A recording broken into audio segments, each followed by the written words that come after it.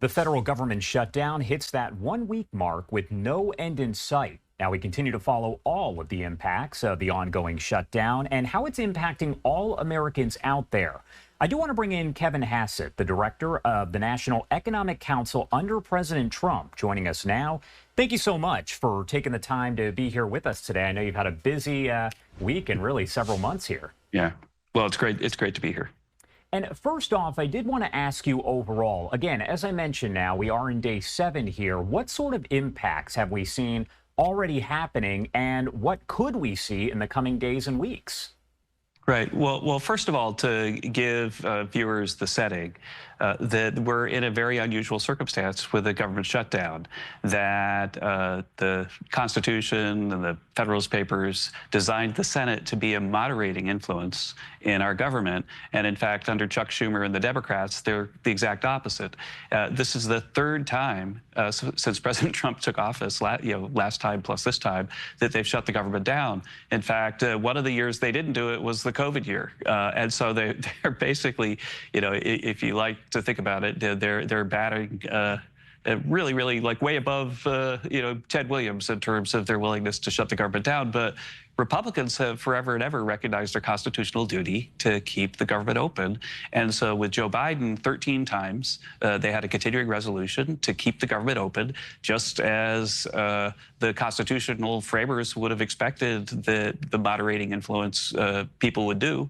And those continuing resolutions were supported by the vast majority of Republicans who understood their duty to be a moderating influence. And in fact, the votes were in the 80s every single time. And so we're at a very unusual time, and that's the setting. And so the question is, how do we think about the unusual time?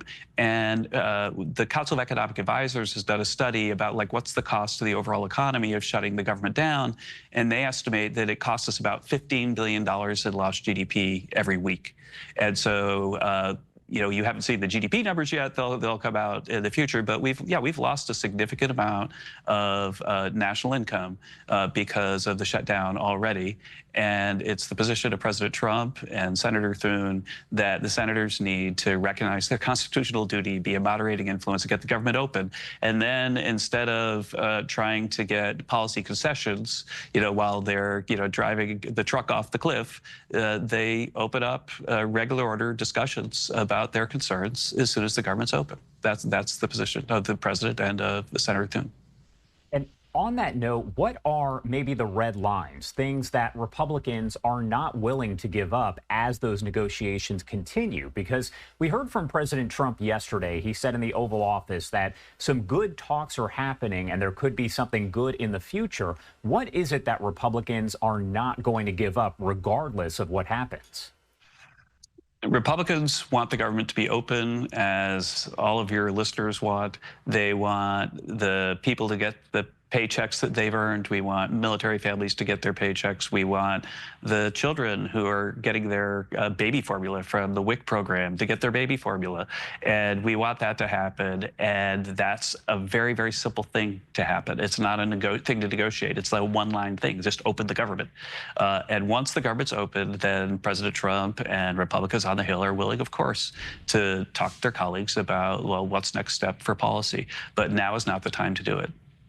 I'm not sure if you can provide necessarily some perspective here, but how many federal employees do you expect are going to be furloughed versus maybe required to work without pay? And when do those furloughs become potential firings? Well, right now, our hope is that we get the government open today, and that if the money doesn't come, then eventually cabinet agencies are going to have to make hard choices about how they keep the government running, given that Congress hasn't allocated the funds to those agencies. But again, nobody in the White House, nobody in Capitol Hill that's a Republican wants people to lose their jobs and to lose their pay. We just want the government open, and then we want, with regular order, to talk about the future of our country.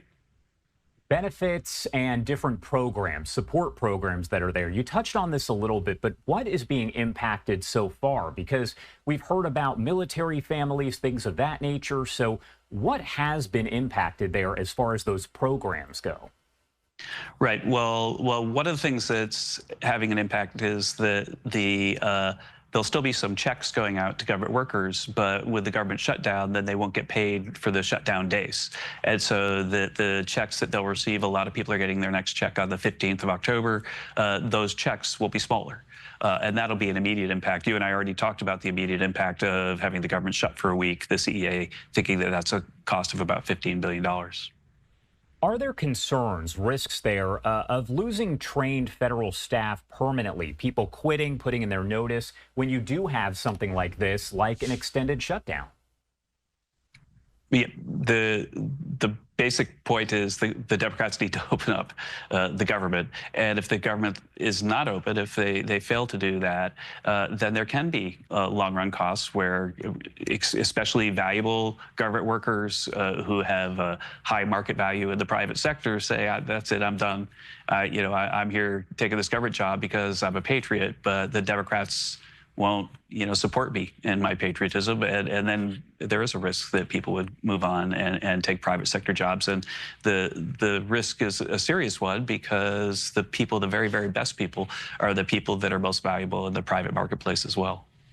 What message, and this is my last question for you, what message do you want to make sure to get across to the American people who are watching right now, who are maybe concerned and worried? What is your message to them?